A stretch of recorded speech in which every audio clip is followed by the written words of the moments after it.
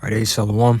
Before I start off, I'd like to first and foremost give all honor, glory, and praise unto our Heavenly Father and His only begotten Son, Yahweh, Ba'ashem Yahweh Shai, Ba'ashem Harakak to the name of the Heavenly Father in the ancient Paleo Hebrew tongue is Yahweh, Yamini He, Hawa to be, to exist, Ba'ashem in the name of His only begotten Son, our Lord and Savior, Yahweh Shai, Hamashayak, Yamini He, Hawa Shai, deliverer, Savior, Ba'ashem Harakak the Holy Spirit. Double honors to my apostles and elders, a great millstone taught me this truth, and peace and blessings to the hopeful elect of the nation of Israel, which consists of you so-called Negroes, Latinos, and Native Americans, as well as you Israelite foreigners scattered abroad. And real quick, this is going into, well, this is from the deepdive.ca. It says, Army draft coming back. U.S. War College raises concerns over conscription in the wake of Ukraine conflict. Army draft coming back. U.S. War College raises concerns over conscription in the wake of Ukraine conflict. So here we are. They're talking about instating a draft, all right, which we know according to biblical prophecy going into World War III. All right, and this is something the prophets, beginning with the elder apostles, the elder bishops on down, have been warning, all right, that these things are readily coming to pass as it pertains to biblical prophecy, all right? And it says, in recent publication from the U.S. Army War College's academic journal, a thought-provoking essay has emerged, shedding light on the lessons the U.S. military should draw from the ongoing war in Ukraine. Of particular significance to the average American citizen is a section titled Casualties, Replacements, and Reconstitutions, which bluntly states that large-scale combat operations troop requirements may well require a reconceptualization of the 70s and 80s volunteer force and a move toward partial conscription. And just a little over a while ago, it came out that they're having a recruitment crisis right now. All right. You know, it says the rationale behind this potential reinstatement of conscription stems from the alarming estimates suggesting that in the event of the U.S. entering a large-scale conflict, meaning World War III, all right, the nation could face an astonishing daily tally of 3,600 casualties. Wow. And necessitate 800 replacements. To put this in perspective, the report highlights that during the course of 2 decades in Iraq and Afghanistan, the U.S. incurred 50,000 casualties, a number that could be reached within 2 weeks of intense, large-scale combat. And really, you know, those conflicts are the least of you Americans' worries and will pale in comparison to what's finna go down over there in the Middle East, all right, in that third world woe. It's going to be a lot more death, you know, that's getting ready to take place. It says this concern comes at a time when the military is already grappling with the substantial recruiting shortfall. See, in the previous year, the Army fell short of its recruitment goal by 15,000 soldiers, with projections indicating a potential additional deficit of 20,000 this year. Adding to the dilemma, the report underscores the dwindling size of the individual ready reserve, comprising former service personnel who are not actively engaged in training but could be called back to active service when needed. The numbers have plummeted from 700,000 in 1973 to a mere 76,000 at present. It says prior to the Ukraine conflict, military strategists were fixated on the concept of hybrid warfare, which envisioned modern warfare scenarios dominated by proxies and special operations, rendering large-scale state-on-state conflicts obsolete. However, this perception has shifted dramatically in light of the resurgence of industrial wars of attrition. You know, because you have all these proxy wars going on, but eventually, you know, things are getting ready to spiral down into that third world war. All right. These nations going at it. Okay. The Lord is going to gather their armies to the valley of Jehoshaphat, valley of his decision. over there in the Middle East and get things popping off. All right. But I'm going to get into the scriptures now. This is Ezekiel 3:17. It says, Son of man, I made thee a watchman unto the house of Israel. It says, therefore hear the word of my mouth and give them warning from me. All right. And we are standing upon our watch. All right. We're watching for these things, relaying them to the scriptures and giving out the warning out there on the highways and the byways, these video lessons. All right. This is what we've been commanded to do, whether they hear, whether they forbear. All right. Let me go to second woes past.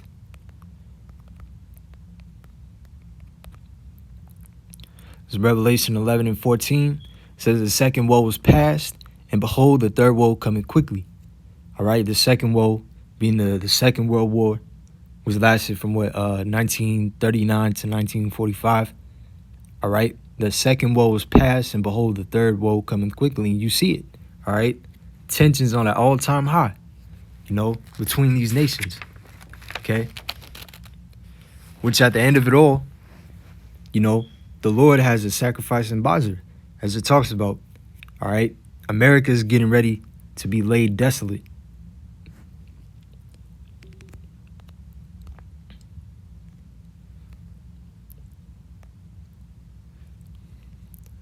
Let me get 2 Ezra 16:22. 2 Ezra 16:22. For many of them that dwell upon the earth shall perish of famine, and the other that escape the hunger shall the sword destroy. And these things are coming, as is written, of the great evils. All right, let me get real quick. Or actually, let me go here. 2 Timothy 3:1. This know also that in the last days perilous times shall come. And we are in those last days. All right.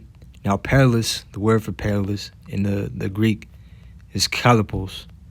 All right, which means hard to bear, troublesome, dangerous, fierce. See, savage. All right. So bad times. All right. A lot of our people in that mind state of peace and safety, they think that these things aren't going to come to pass in their lifetime, which they are. All right. As it tells you, what is that, Ezekiel 12? They're thinking that in their minds, every vision faileth. All right. The Lord said the word that proceedeth out of his mouth shall not return unto him void. So everything he said was going to happen is going to happen. All right. And we're seeing those things readily happening right before our eyes in real time. Okay. We're still in biblical times prior to, contrary to popular belief. So a lot of our people, they don't believe. All right. 2 Ezra 16:23. And the dead shall be cast out as dung, and there shall be no man to comfort them. For the earth shall be wasted, and the cities shall be cast down. All right. And as it tells you, let me preset that real quick with Jeremiah.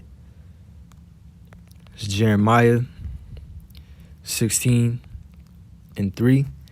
For thus saith the Lord concerning the sons and concerning the daughters that are born in this place, and concerning their mothers that bear them, concerning their fathers that begat them in his land. They shall die of grievous deaths. They shall not be lamented, neither shall they be buried, but they shall be as dung upon the face of the earth, and they shall be consumed with the sword and by famine, and their carcasses shall be meat for the fowls of heaven and for the beasts of the earth, which is going to apply in this time as well. All right, because ultimately those that are not a part of the elect that are going to get delivered from these said perils, they're not going to have that hedge of protection over them. All right, so a lot of men here in America, as well as abroad, are going to die. And we're getting ready to see mass death, all right, of men, women, and children. You see? And a lot of men, they're going to die, as they're getting ready to be drafted into that Third World War. That Third World War, all right? As well as, you got women in these in the army as well. All right. But going back to 2nd Ezra 16:23, it says, and the dead shall be cast out as dung. Going into how much death is getting ready to take place with all the chaos and stuff that's going on. All right. The thermonuclear destruction. All right. The reason why the earth will be wasted and the city shall be cast down. All right. Verse 24, there shall be no man left to till the earth and to sow it. Going into landscapers, gardeners. The trees shall give fruit, and who shall gather them? Right? Because like the elder brother Barak said, out here on the West Coast, the main tribe that gathers the fruit, the landscapers and the gardeners and things of that nature, would be the tribe of Issachar. And actually, when I was younger, I actually worked in landscaping and design for Issachar, and I'll tell you that it's very laborious. It's a very laborious job. All right. In the cities, they need Issachar to do the landscaping and to trim the hedges, right? To make things look clean, But it says, the grapes shall ripen, and who shall tread them? For all the places shall be desolate of men. Why? Because of the famine, the draft, the martial law, the civil wars, skirmishes, you name it. All right, that's why the scriptures say that, the Israelite man, more specific, of the elect, all right, will be more precious than fine gold. Because those are going to be the true high-value men in that time. Forget about these celebrities, these entertainers that got all this money. The scriptures talk about how riches profit not in the day of wrath, but righteousness delivers from death. All right? And you got all these red-pilled dudes like Sneeko and stuff. Only the elect are going to overcome the perils. All right? But you have, what is that, Isaiah 4:1? 7 women shall take hold of one man. Yeah. The elect. All right? The elect man. Okay? Because again, we're getting ready to see a lot of men be put to death, both on this side and abroad. All right? In this third world woe. And all these things, the chaos that's coming. Verse 28, for of a city there shall be 10 left, and 2 in the field, which shall hide themselves in thick groves and in the clefts of the rocks. Right? And people are going to be hiding out for their safety. Because it's going to be dangerous out here. People are going to try to hide in abandoned buildings and stuff like that under bridges and possibly the sewers and stuff like that. If you're just roaming about the street, you're likely to be a target to troops, gangs, wild beasts, and so on. But we know that ultimately the Lord is going to have a edge of protection about his elect, all right, during the chaos, the trouble, all right. Verse 29, as in an orchard of olives upon every tree, there are left 3 or 4 olives. Or, verse 30, or as a vineyard when is gathered, there are left some clusters of them that diligently seek through the vineyard, going into the scarcity of people during that time, likened to tiny remnants left after a harvest. Remember, according to the law, you're not supposed to glean your whole harvest, right? But you're supposed to leave that little bit left in the case that the poor, the widow, stumble upon it, that they might eat, Verse 31, even so in those days there shall be 3 or 4 left by them that search their houses with the sword. Going into those martial law troops and marauders and invaders going to be searching for loot, resources, searching through different houses. Verse 32, and the earth shall be laid waste, and the fields thereof shall wax old, and their ways and all her paths shall grow full of thorns, because no man shall travel there through. Going into the overgrowth and the wild vines, the foliage. Something like an apocalyptic movie. Think of I Am Legend, all those abandoned buildings, and you have all this overgrowth. It grows over the pathways, the streets, right? Because when you refer to the verses above, we read how it shall be no man left to till the earth, But I'm going to keep going on. And I would advise bros to watch those movies. You know, I've got in the habit of going through those movies myself. You know, I Am Legend, The Book of Eli, The Road. You know, things that let you visualize, because we getting ready to see that. And those movies don't even do justice to what the Lord is going to bring. You know. But it says, verse 34, in the wars shall their bride... Oh, Slacky, I jumped up a little bit. Verse 33, the point. Their virgins shall mourn, having no bridegrooms, and the women shall mourn, having no husbands. Their daughters shall mourn, having no helpers. See, because a lot of men are going to die in those wars. All right, some will be drafted into World War III. Some will die here in the Civil War, the skirmishes, the famine. All right, they're going to starve out and so on. All right. 34, in the wars shall their bridegrooms be destroyed, and their husbands shall perish of famine.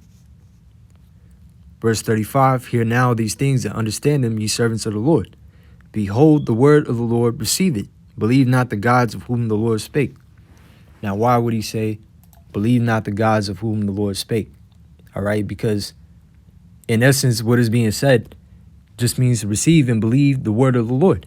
As it tells you in Second Ezra, the 15th chapter, for they are faithful and true.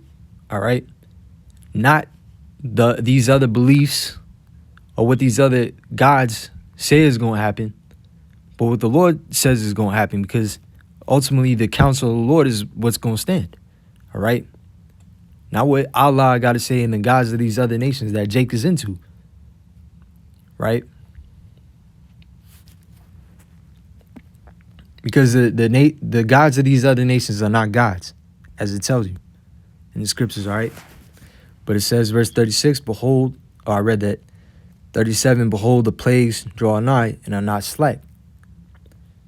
As when a woman with child in the 9th month bringeth forth her son, with 2 or 3 hours of her birth, great pains compass the womb, which pains when the child cometh forth, they slack not a moment.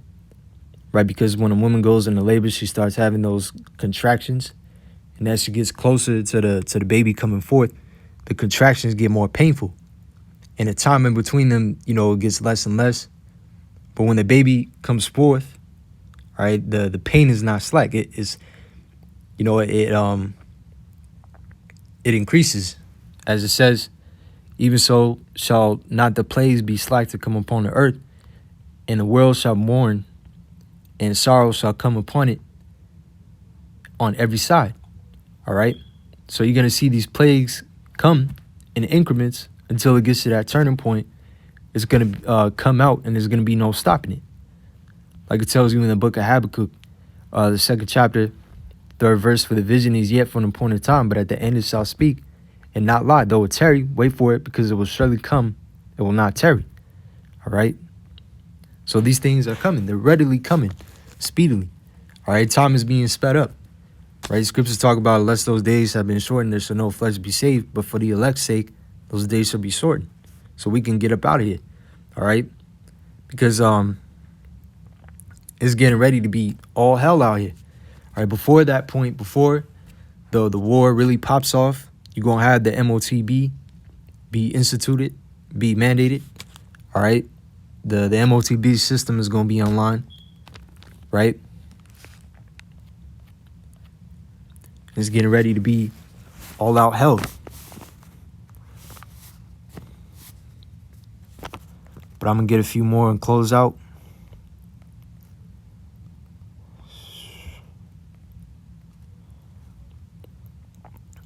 This is Isaiah 30:1. Woe to the rebellious children, saith the Lord, that take counsel, but not of me, and that cover with a covering, but not of my spirit, that they may add sin to sin, that walk down into Egypt, and have not asked of my mouth, to strengthen themselves in the strength of Pharaoh, and to trust in the shadow of Egypt. And that's the mind state of a majority of our people. They actually trust in this empire, you know, the structure, the military might. I actually had a friend in the world not too long ago, you know, well, you know, he was my friend in the world. He actually scoffed, send me a DM or whatever. You was basically talking about how America and their military might, they're not going to be touched like that, but they are. All right, America's getting ready to be laid waste after all is said and done. All right, America's getting ready to be a desolate wasteland. Okay, but it says verse 3, therefore shall the strength of Pharaoh be your shame, and the trust of the shadow of Egypt your confusion. All right, which America, this is the modern day Egypt, right? As it tells you in Revelation, the 11th chapter, spiritual Sodom and Egypt. Okay, Egypt, house of bondage. All right, the land of our captivity. And you got Jake here that are gonna be willing to fight tooth and nail to save this place. All right, even to the full extent that they're getting ready to enlist either voluntarily, right, or that draft. They're gonna try to fight in these wars.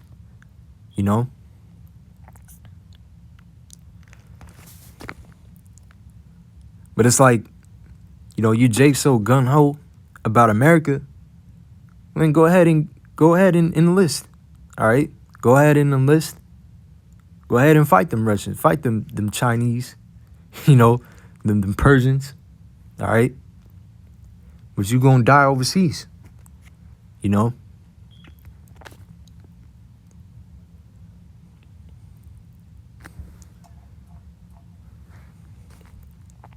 see. Let me get this last scripture and close out.